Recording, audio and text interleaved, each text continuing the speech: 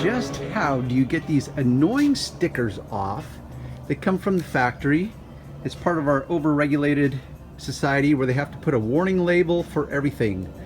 Warning this, warning that. So problem is not all stickers are created equal. We've got the warning label that's a mandated federal sticker, and we've got the serious. So the simple answer is that you basically try to peel and see what happens.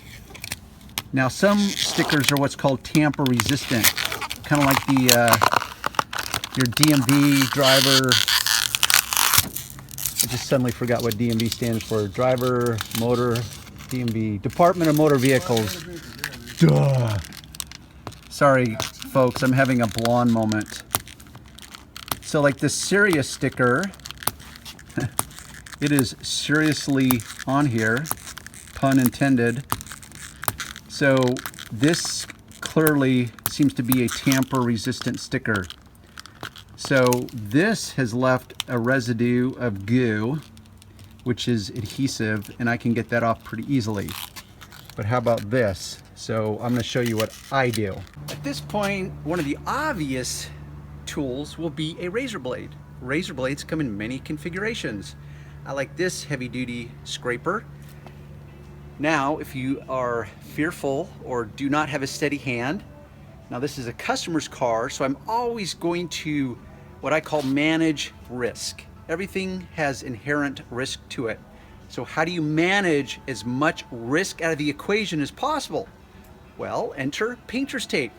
I will tape off this area in the event that I have a oops kind of moment. Now you can go level 10 and you can literally lay all kinds of whatever down here, but I'm actually not worried. I'm just illustrating different ways that you can be cautious. So you could like lay a whole entire, that's redundant, isn't it? Whole entire, that's very redundant. You can lay an entire roll of tape and have extra padding and what have you.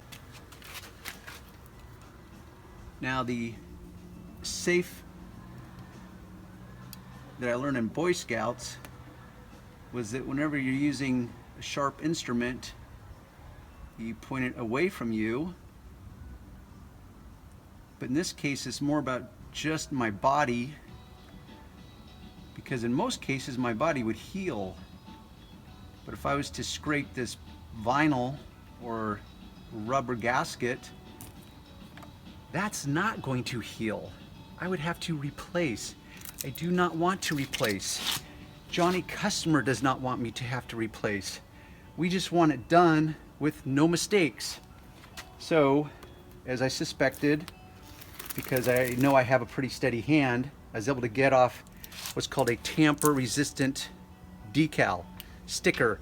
They're not all created equal. Some of them will literally break apart. When these get very old and they degrade, they become brittle and they will also break apart. So you just have to respond to the moment. Now I just have adhesive left in both places. This other little logo you saw here, that's actually etched onto the glass. That cannot be removed. Now this is really pretty thick and gooey, so there's a couple options. I could sit and peel this, because the more goo there is left behind, which really isn't much, the more of a sticky mess this is going to create. So I bust out my rapid remover. There's always going to be links at the bottom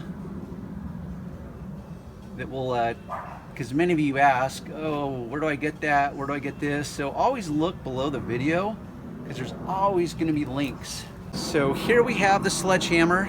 Here we have the scalpel. Of course, everything's relative, so I could even go more scalpel-esque with like an X-Acto whatever blade.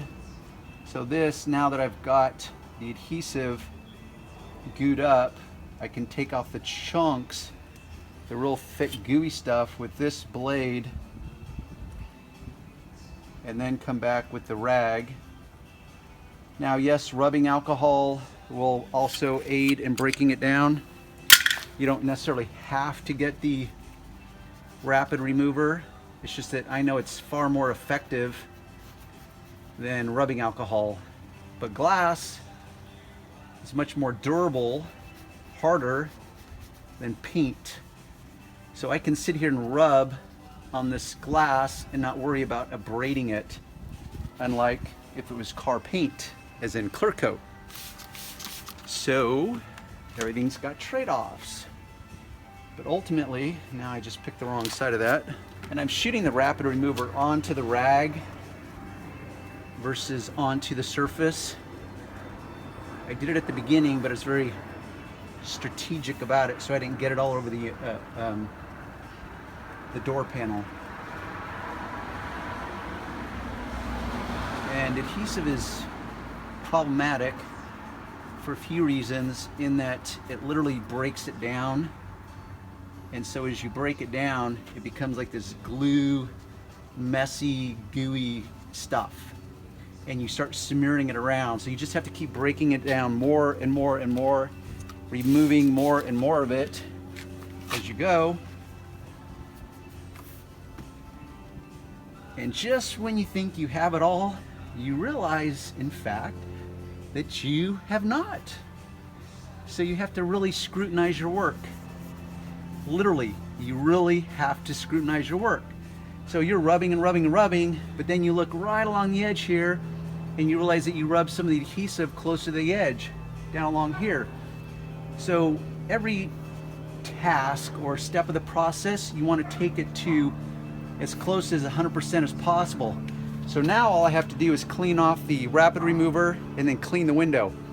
I don't want to clean the rapid remover off and realize there's still some thick adhesive.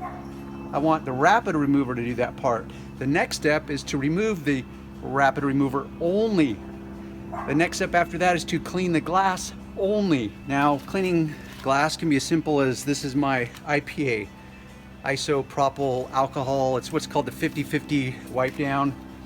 It's just rubbing alcohol mixed with distilled water. It doesn't have to be distilled water.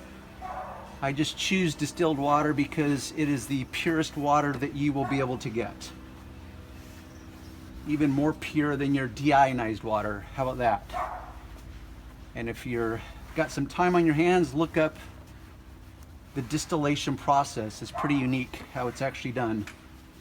So now we have a clean window, free of those silly stickers, and we're good to go. See, this one is etched into the glass. That will not come off. That is meant to be permanent. The only way that's coming off is if you break the glass. And then likely the next glass will have it there also.